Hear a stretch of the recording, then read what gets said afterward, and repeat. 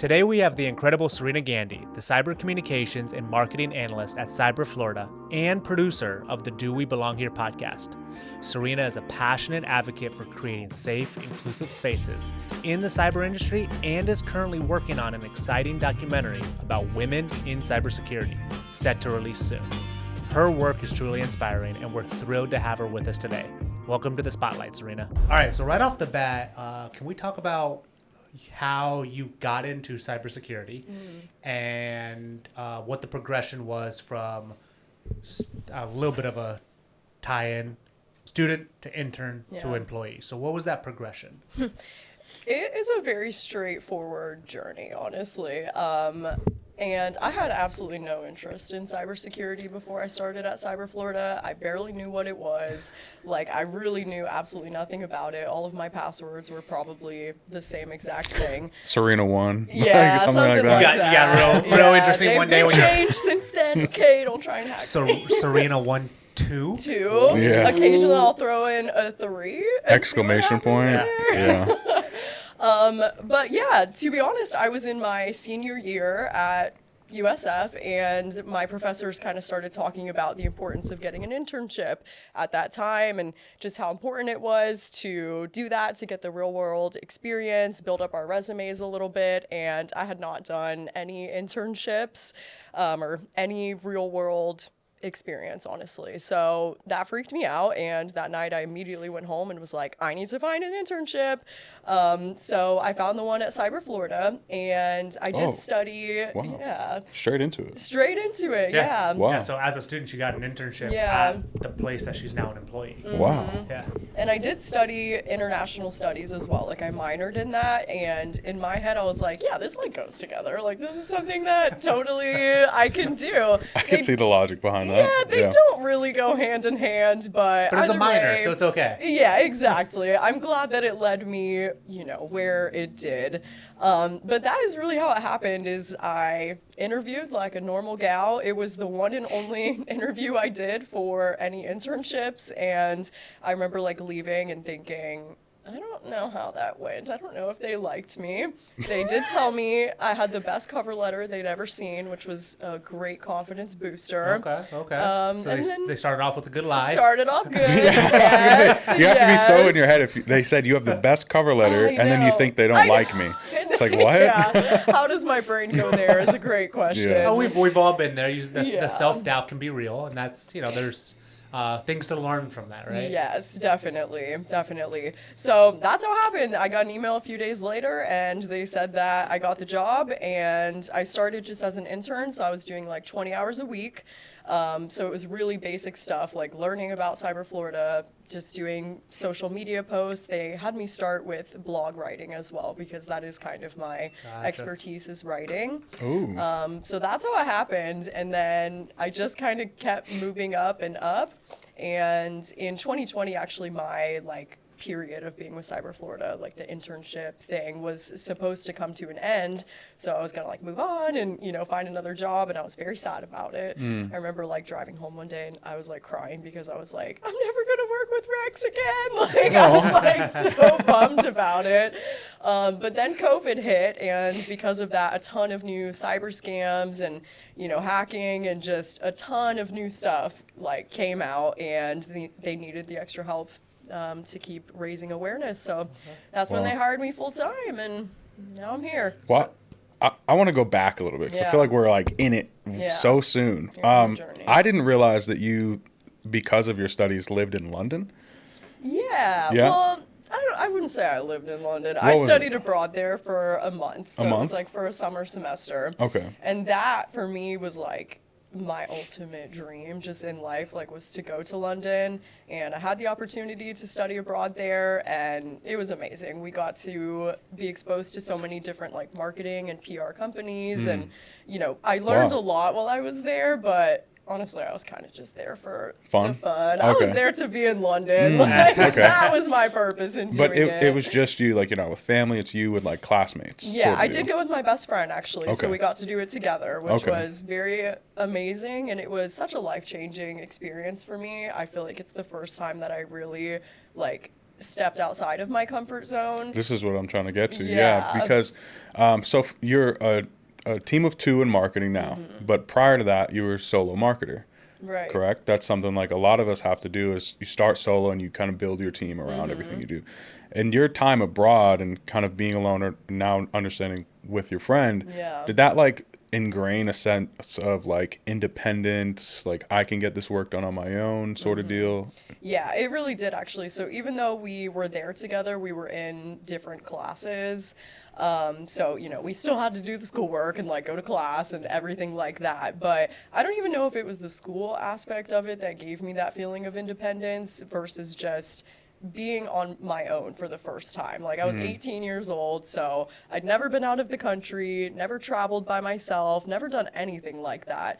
And to finally like be on my own and responsible for myself and, you know, in a country where I can like drink and, you know, be an adult, at 18, like that's right. live it up. I think it was that really that impacted me the most was like feeling that adult freedom for the first time. It was very life-changing in that sense, and it made me want to keep doing more things that are outside of my comfort zone because I was like terrified before we went. I was very scared, obviously didn't know what to expect, you know, but I did it and it was one of the greatest experiences of my life.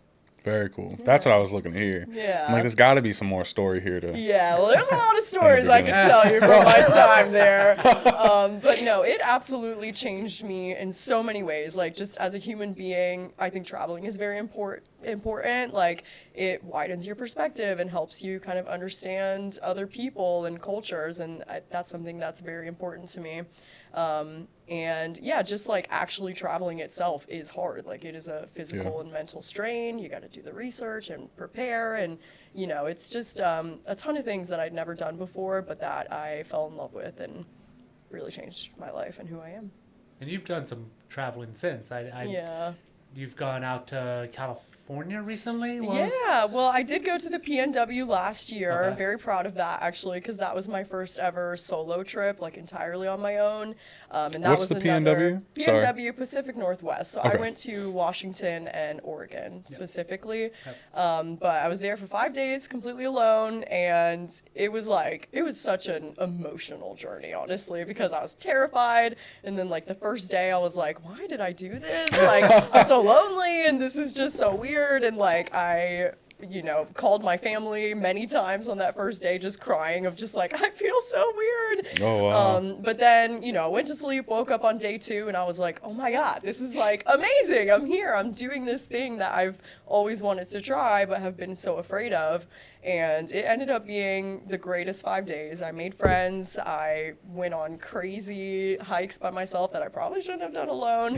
And yeah, again, just got to do so many things that like I'd never done before. And I think it's very empowering to do those things alone, especially as a woman too, to just, you know, be responsible like for yourself, and it's just nice to have that freedom too to do whatever you want. You definitely strike me as the type to like buy a van, go out there, travel, like get it done, go all over the place. I take that as a great compliment. Awesome. Work remote 100%. Yeah. It's like, what time zone are you in right now? Where is she today?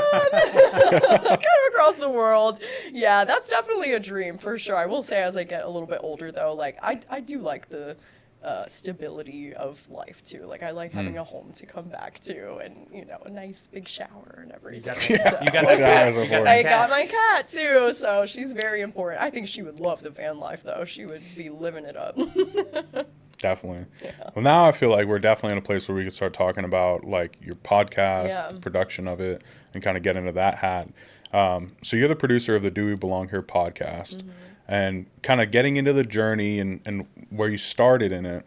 How do you feel like your skills have developed since like you were an intern to like now I'm producing this whole thing? Yeah.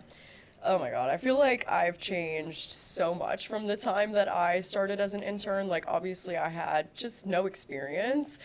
So I didn't really know anything. Like all I had was what they taught us in school, but I'd never applied that, and especially not in like the cybersecurity world and in academia is like an industry that I had never really worked in. And I was very like timid, I think, when I started. And I remember Rex gave me a great piece of advice like very early on, which was to not be afraid to ask questions, and that, you know, there is no such thing as stupid questions. Like, it's a cliche for a reason. Love him for that. Yes, it was very, very helpful for me because I don't like not knowing things always. Like, I am the kind of person, I'm like, I want to be good at everything, and like, I don't ever want to fail. And, you know, so it was very nice that I got that space to kind of learn and, you know. But when I first started, like I said, the majority of my work was focused on writing. Like, mostly the blog writing was the, you know, primary responsibility that I had. And over time, that has changed so much. Like, I barely do any writing anymore, honestly.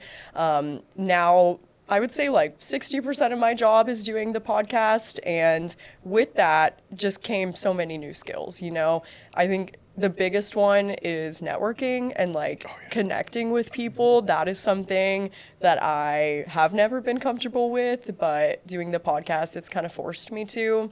And it's so important, you know. It's everything. Yeah, really. It is. It's all about who you know. And we've had many, you know, instances where like, if I didn't know this person, then we wouldn't have been able to do that. So definitely the networking and just kind of connecting with people. And I think one skill that I'm very proud of is that I've learned how to write for people, like for speaking. You know, I think it is a kind of a unique skill to be able to write in a way that actually translates to what people are going to say and sound like a, you know, more natural conversation. And I am proud of being able to do that because every time, you know, they ask my questions or like go with the flow that I've laid out for them and it ends up being a good conversation, I'm like, yes, that just makes me so happy because it is a skill. And I have to thank Pam, actually, because she tells me that all the time, that is a very good skill of mine. So I feel a little bit more confident in that now. That makes sense because like I watch the shows, obviously, and I've noticed that when Pam asks a question, it's different. It's like almost totally different than if Tasha asks a question. Yeah.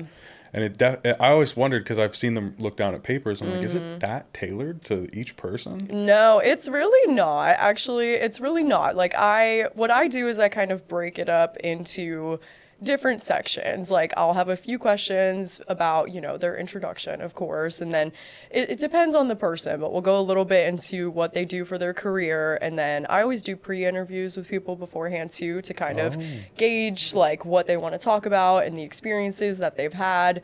So I kind of know like which direction to take the episode in.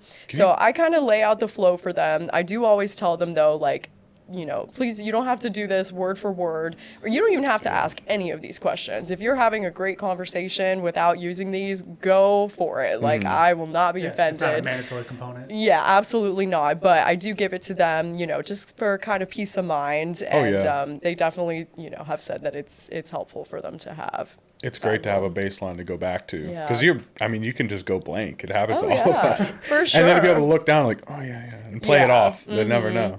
Exactly. So, yeah. Wow. Very cool. You had a question? Were you going with the pre-interview?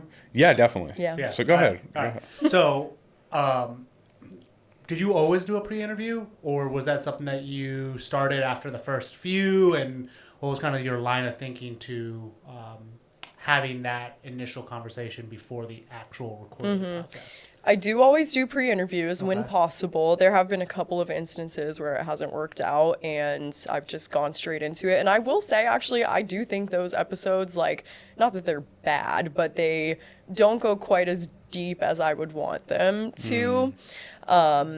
So it started because I co-produced the No Password Required podcast with Rex for a while. So he is the one that did the pre-interview. So I kind of learned it from him. Gotcha. And I just saw that it is a good way to, one, kind of break the ice with the person. Like, I think, especially with Do We Belong Here, I want it to be a safe space, like where people are comfortable. I don't want them to come on and think that they have to be super formal or, you know, say certain things or anything like that. Like, I want them to be comfortable and to know that we have good intentions. And so I think allowing people to meet me too and like get to know me as well, maybe hopefully helps them feel a little bit more comfortable.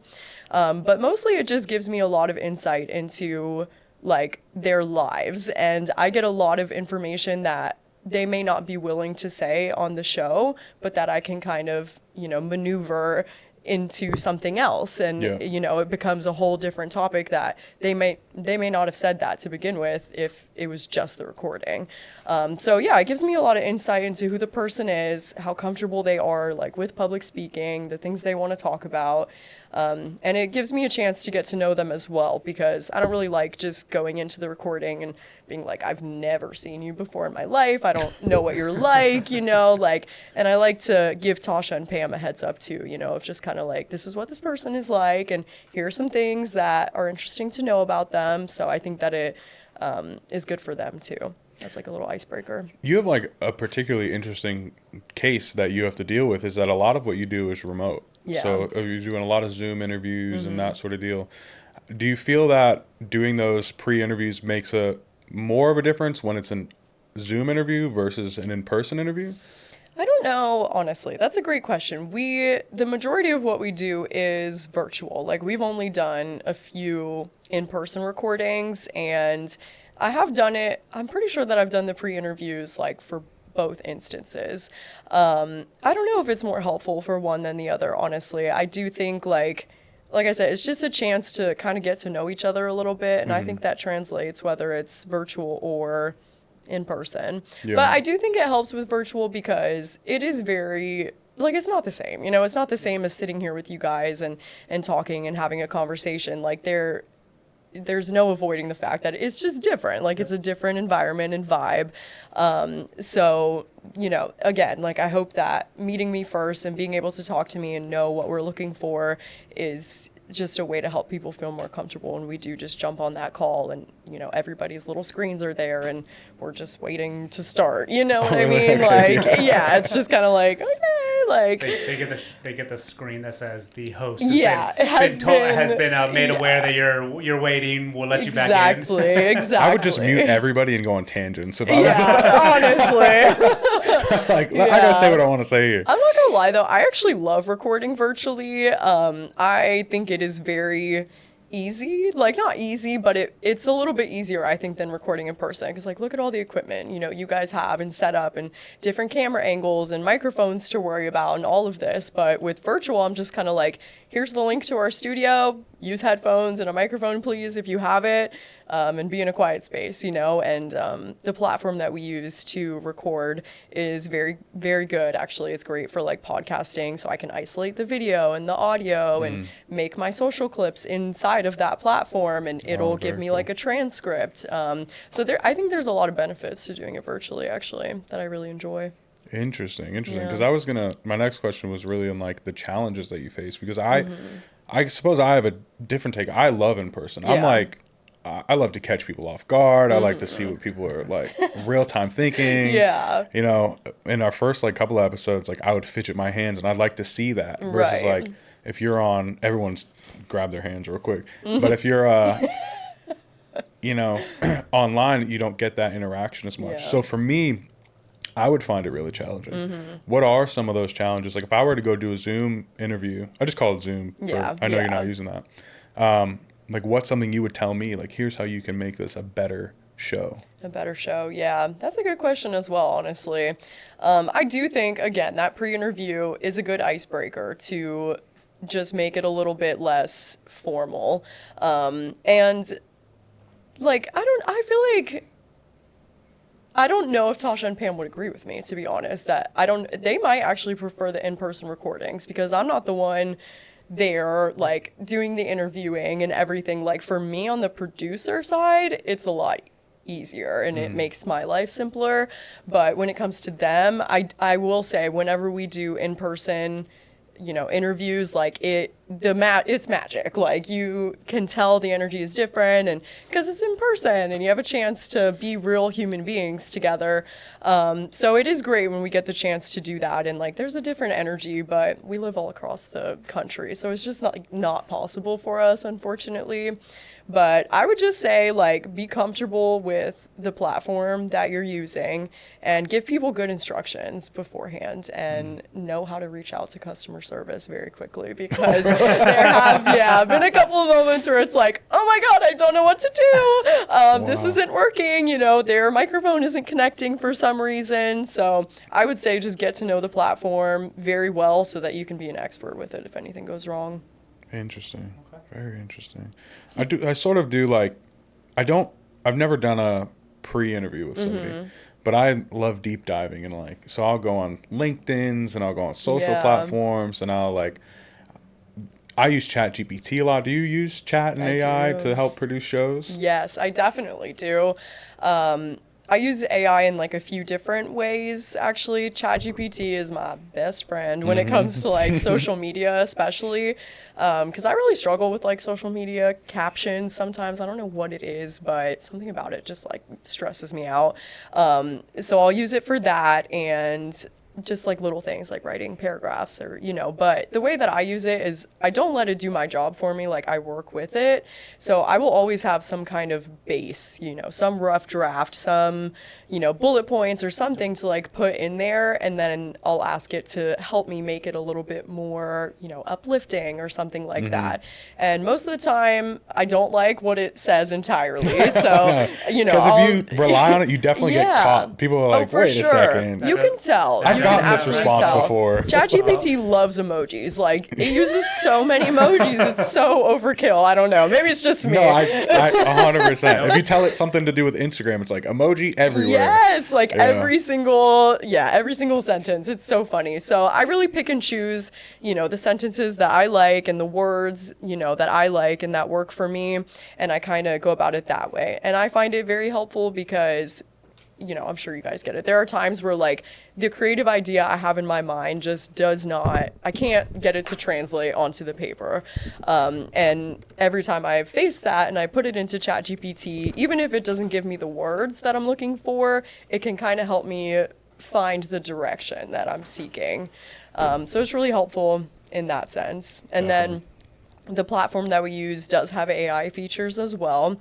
And one of them is the transcript. It does like an automatic transcript for you. And I find that so helpful because sometimes there's moments where, I'm looking for a specific moment in the episode, but I don't remember the timing. So instead of having to watch and rewatch 1,000 times, like I can just type it in and then it comes up and there it is. And that saves me a lot of time and energy, I think. That's really smart. I've recently, like the last year, I've started using transcripts more and like punching them into chat and saying like, find like what you're doing, find this and give me a story about that, or write an article based off of this transcript, that sort of deal. That's interesting. Yeah. And a lot of what I'll do too, which might be good for you, especially because we do look at it as like, it's your team member on chat. So I'll tell it like, you're not here to solve it. You're here to work with me to find the answer. Because you can punch something in and it's like, here it is. Yeah. But even like, if you use it to do math all the time, I feel like it just makes you dumber. Oh, I agree. What I'm saying? Because like, then you're like, wait, let me go on chat to figure this out. Yeah. Versus for marketing aspects, I'll tell it like, this is the role you're taking and you're my team member. Yeah. I love that, honestly. I will utilize that because that is how I use it. Like, you'll never see a caption from me that's entirely AI or, there will never be a full set of interview questions that's all AI, but it is extremely helpful and just kind of helping me get to, like, the end goal. And I love it. It's a great tool. I was very against it for a while, actually. Like, I was like, I don't need AI. Like, I can do it on my own. And, and then one day I was like, oh, let me try it out. And I was like, oh my God, like, this is so helpful. Why am I such a grandma and, like, rejecting this technology for so long, Definitely a little bit of fear that, like, it will take my job someday, but the new update has got me worried now. I know. I'm just like, I'm gonna look at you as my friend and not my enemy, and we're working together. And I think as long as we do that, the takeover happens, you'll save me. Yes, I definitely think ChatGPT just in case. I'm just saying. Terminator. I'm telling you. Terminator. Yes. You are not the first person to mention that movie to me in literally the last few days, just about AI taking over. I'm all for it, but it's the Terminator. Yeah. Like, it's definitely gonna be. We're gonna be living that John Connor life real fast. I don't know how I feel about that. Yeah, especially the new version. I don't want to get into it because I'll go on tangents. But we're talking a lot about your producer hat. I want to talk about your marketing hat and how you handle marketing So you're a team of 2 now, but when you were solo, what were your perspectives on marketing? Like what would a typical day look like when it's like, I'm here to do marketing today? Yeah, are you asking like do we belong here or for do we belong here? Let's go pre, and then we can Pre? work up to 4. Yeah, so I think like before do we belong here, it was, like I said, a lot of writing, a lot of blog writing and just website copy and things along those lines. Because like I said, like words are my specialty.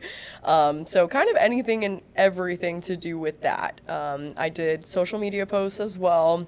And I kind of helped track like our analytics occasionally. Like we did use Google Analytics and stuff, but before Do We Belong Here, the Cyber Florida marketing team was very small. We were all stretched very thin.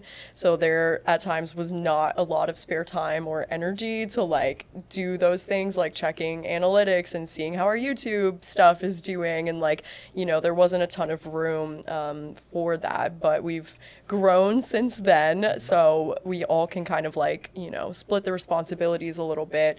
But my focus has always been on words, like just anything to do with that. I really enjoy doing the website copy, I will say.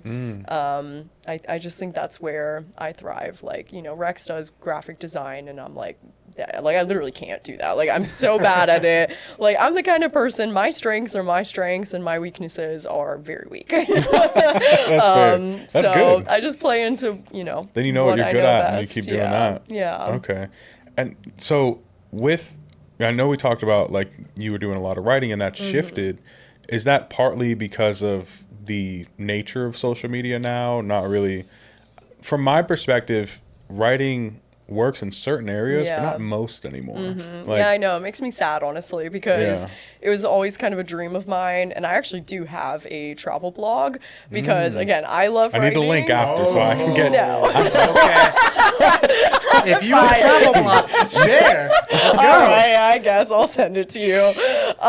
It's like a murder mystery travel blog, like where you hid the bodies is in it. No, you can't have it. Yeah. I actually used to have it on my trip. Instagram, and I took it off because I was like, oh God, people might actually be clicking on this. But you're saying that you're. Oh, okay, Yeah, okay, no, all right. it is like I love blogs and I love, you were saying earlier, you read articles and Yep. like that's how I am too. I'm a big reader and I am a writer. But unfortunately it doesn't convert very well. Like a lot of people do not share that love and they don't want to sit there and read for 5-10 minutes. Like they want an answer and they want it quickly. Yeah, I want summaries now. Yes, exactly. TLDRs, you know, like that's what everybody is Exactly. looking for. And I think that we kind of saw that and made a little bit of a shift into like video instead, because it, you know, it is just, you can use it for more things. You can use it for social media and YouTube, and there's just a bunch of different, you know, things that you can do with it. But with the blog post, it's really like, this is a blog post, here's the information, and, you know, it's just like one kind of static thing. So for a while we were doing like, I would write a blog post and then we would interview somebody to like go who like, you know, went along with the topic or was some kind of expert or something. That's smart. But yeah, we haven't really done that as much anymore. And eventually, like, we really did just kind of start focusing on video, and that's kind of when the podcast really took off. And so the writing has slowed down for me significantly, but Go ahead, because I love writing. I think Yeah. there is a place for it. It's particular now. But Yeah. what were you gonna say? How are you seeing the how have you seen the shift with Cyber Florida, your role, marketing, because of video? Like how's that evolution? yeah. I definitely think I have a lot more like public facing responsibilities now, if that makes sense, like going out and meeting people and being on podcasts and like doing these kinds of things. It's a very different world from, you know, being the kind of behind the scenes person. 'Cause there it's like I'm, you know, at a coffee shop or like at my house and I'm just like writing and I'm on my own. So it's definitely made me branch out a little bit when it comes to connecting with people. And it, you know, it's given me a deeper appreciation for videos and like being able to do that kind of storytelling, because I love it too. Like, I'm not here to say like writing is the best, like screw videos or anything like that, because I love doing the videos as well. But it definitely was like a bit of a shift, mostly just in actually how I show up for my job. Okay. Were you a part of the transition to do videos? Were you pushing towards that? Or was it something you stumbled into? What was... I feel like I've stumbled into everything. Like, that is my story. That's a is vibe. I've just literally like fallen into absolutely everything that I do, the podcast included, honestly. But yeah, I think that I might have been the person to bring it up, actually, because I was at the time like the youngest, most kind of social media savvy person on our team. And I did see like that we could, be doing stuff with that. And I actually really enjoy video editing as well. So I did kind of make a push for that. And we started like a video blog on our website.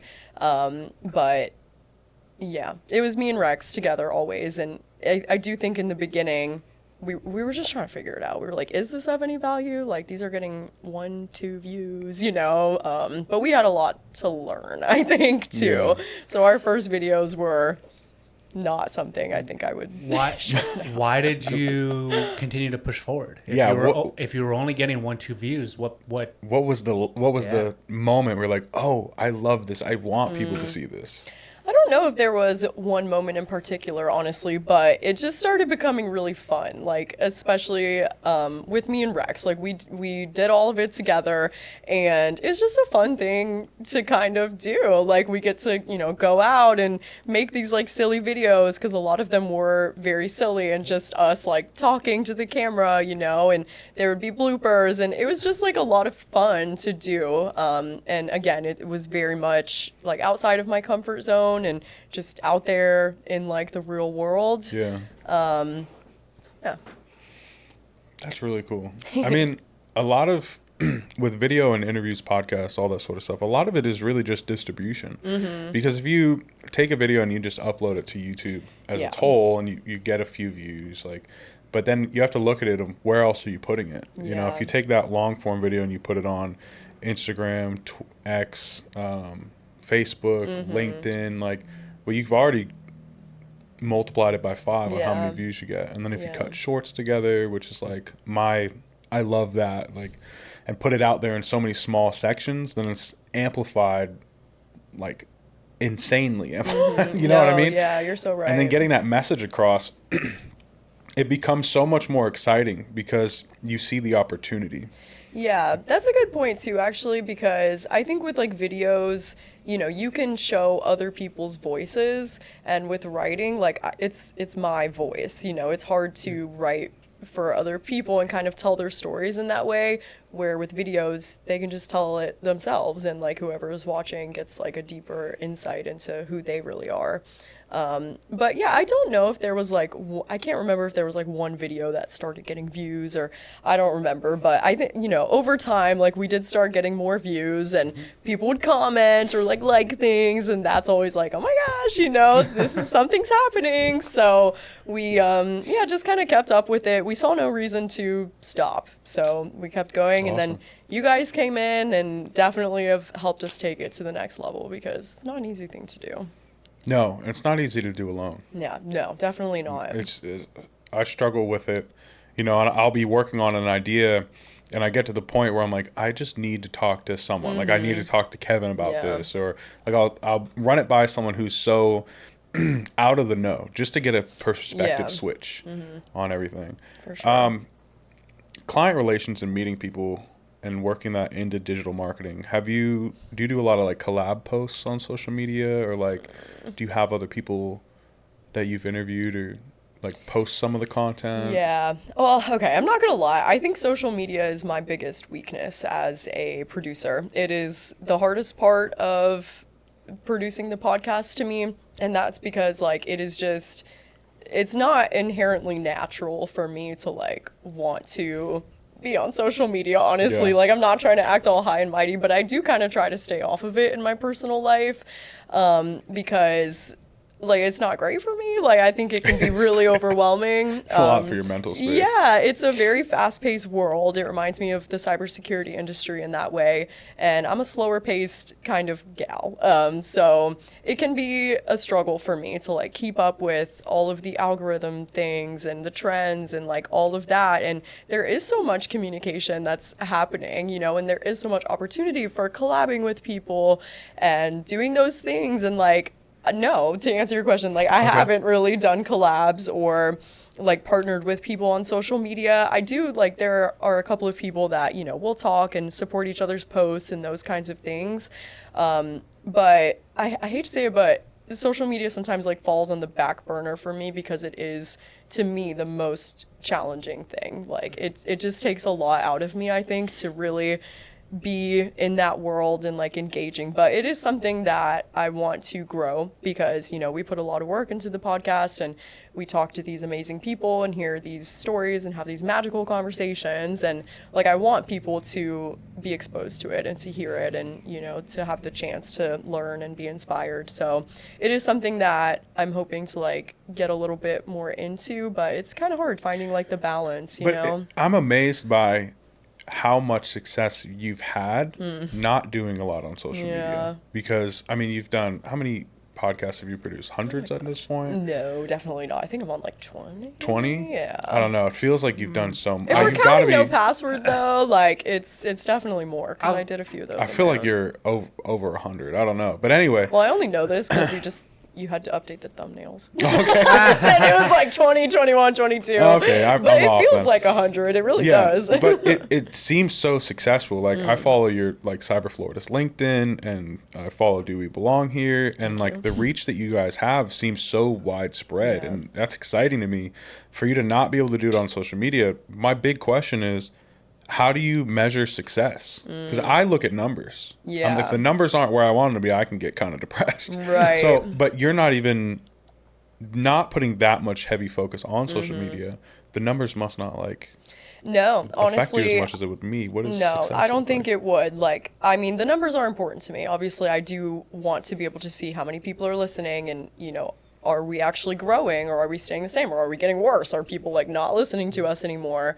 The numbers are very important to me in that regard, but it's not the way that I measure success. The way that I measure success when it comes to the podcast is, am I creating a safe space for people to come and be open and be vulnerable?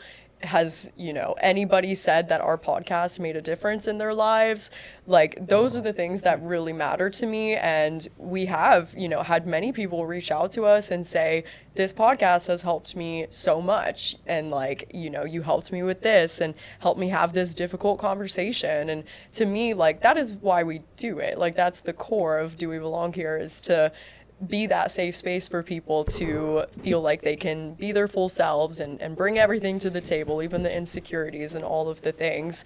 So it sounds so cheesy, but, like, if we're making a difference in somebody's life, to me, I'm like, we're successful, you know? Wow. I don't think that sounds cheesy at all. I think that's amazing because, I mean, I've done content for so many different companies, and there's a lot of times where it's like, you know, does this person believe in it? Yeah. You know, as it's meant to be, or are they just looking to be viral? To do it, yeah. You know? Just like, yeah. I know what you mean. Yeah, I am definitely the kind of person, like, I lead with my heart, and not always the best way to, like, go through life. But it's who I am. Like, it's who I am, and it's who I've always been, and that is really all I know how to do. And that is, like, where the concept of Do We Belong Here even came from. Is just, like, me wanting to hopefully help other people who maybe think the same way that I do, or maybe need that support and that comfort in, like, the same way that I do.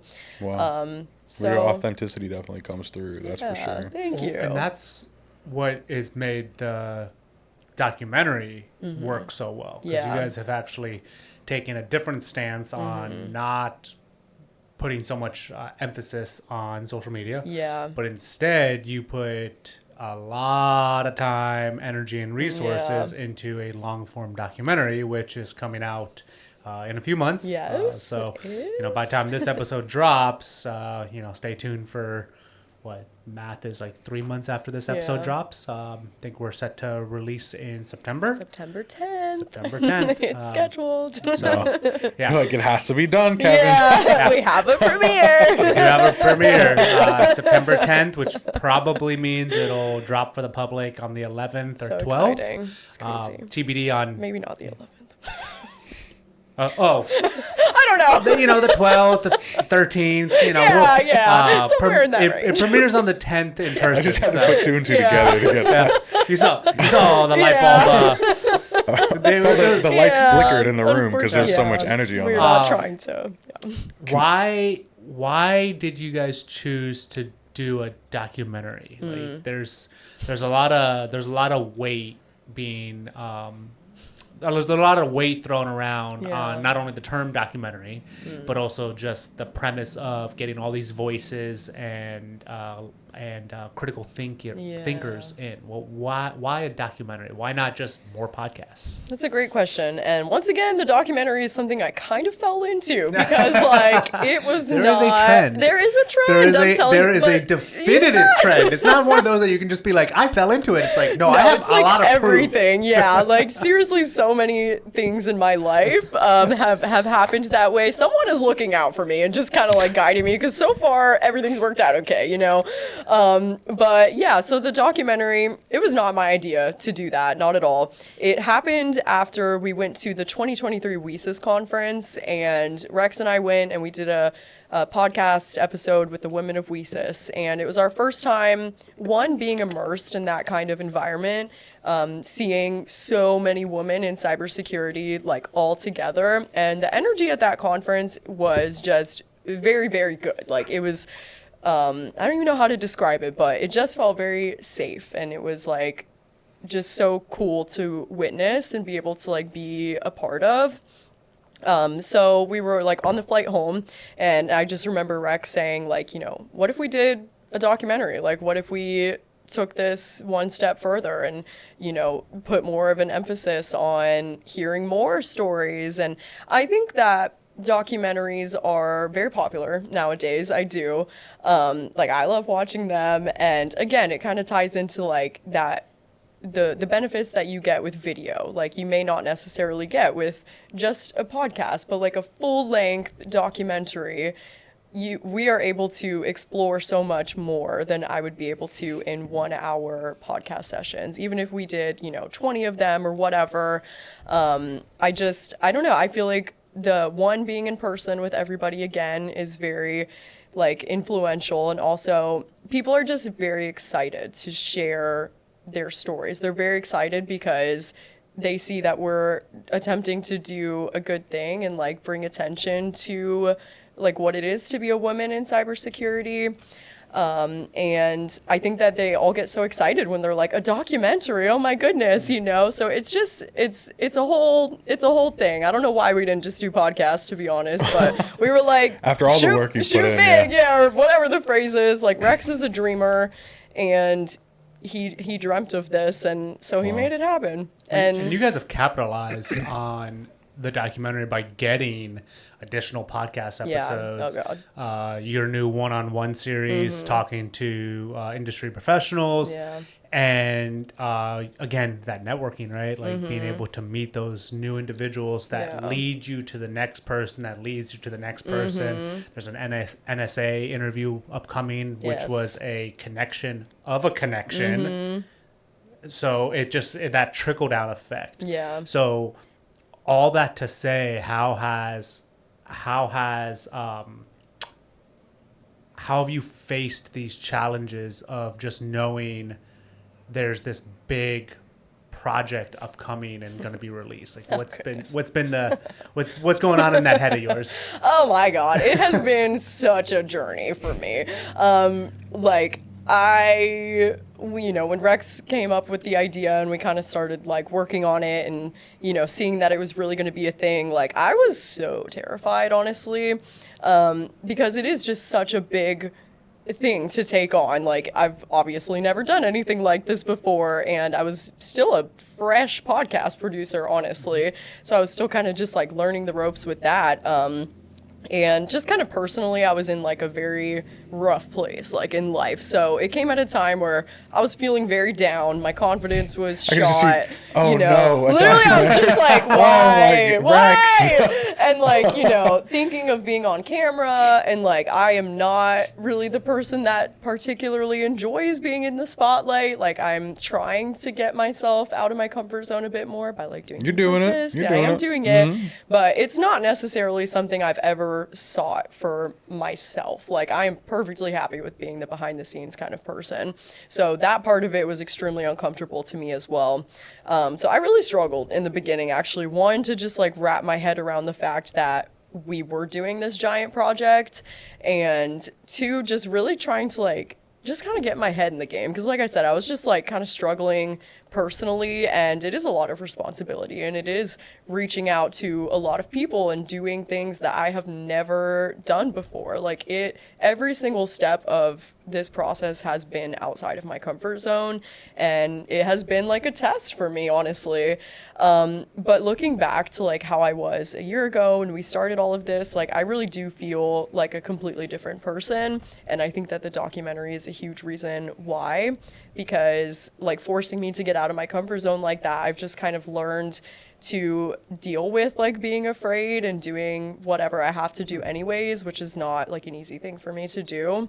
But I didn't have a choice, you know, like, people are relying on me. Like, this is my job. Like, I don't really have a choice. I got to do it. And like, if I'm going to do something, I'm going to do it the best that I can. So it really taught me to kind of get out of my head like a little bit and just, you know, be there, be present, and like just get done what I need to.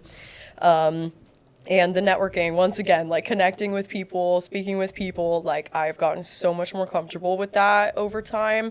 In the beginning, God, before every interview, I feel like I just nervous sweats and like just disgusting, honestly. And I'm not even the one on camera. Like, I'm just like behind the scenes asking people questions, but it just made me so uncomfortable. And I've don't feel that way anymore. Like, sometimes I do still get a little nervous, but it's not nearly as bad as it used to be. I think it's just really cool that, so maybe it's, you know, a little out of turn, but I've been, you know, working on some of the content, the shorts, and I've had people just kind of around me, friends, and they hear something and they're like, what is that? Yeah. You know, and there's some really hard takes in parts of the interview. And I think that when there was a reaction that like buddies of mine got, thinking like, that's wild, I can't believe she said that, that it becomes way more powerful for you to, it's like a necessity for you to get it out there, because if random people have that reaction, everyone's going to feel some type of way about something that gets said. And I think that's so important, because the whole focus is diversity, women in the workplace, like what we stereotype cybersecurity to be and what it actually is.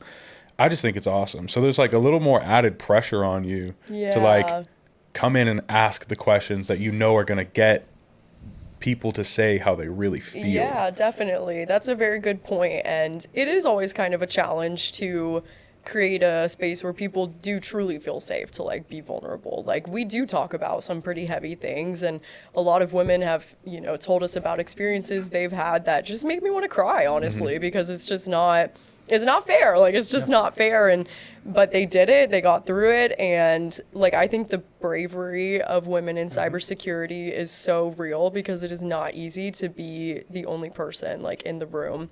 And every woman that we've had the chance to talk to has impacted me and inspired me in some way, because they are all courageous and tenacious, and like they've all persevered through so much. And I think being exposed to that as well, like being exposed to so many powerful, strong women, that also really, really helped my confidence, because I'm like, why am I being so nervous, and like, why am I letting myself, you know, get in my head like this? And I see these women and they're strong and confident. I'm like, I want to be like that. Like, I want to be that person, you know? So it's been absolutely amazing hearing their stories, and I hope it does like make a difference in people's lives and the way they think. Like, I really, really do. Again, that's kind of, to me, if it changes someone's perspective and maybe makes them be a little kinder and a little more empathetic, like, then it's a success in my eyes. There are a lot of people who probably would have quit their roles in the organization they worked for. Yeah.